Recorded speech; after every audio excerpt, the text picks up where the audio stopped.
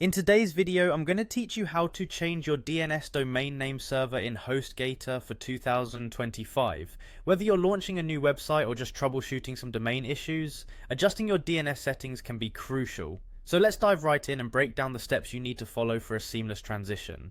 First, you'll want to start by opening up a web browser and heading to Hostgator's website. Simply type in hostgator.com and press enter.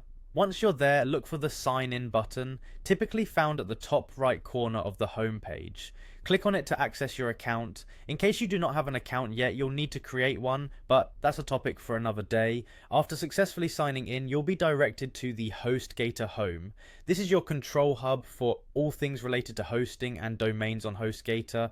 From here, you will want to zero in on the domains section. Click on it to open up a list of domain management options. This next step is crucial, so pay close attention.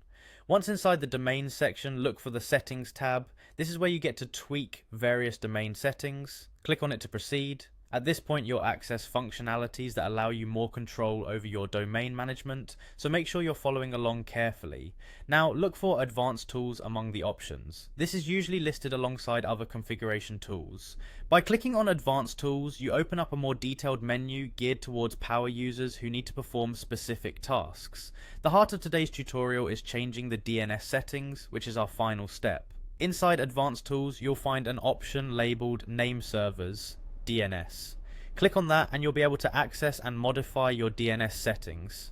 Here's the moment you've been waiting for. This is your opportunity to enter any custom DNS server details as per your requirement.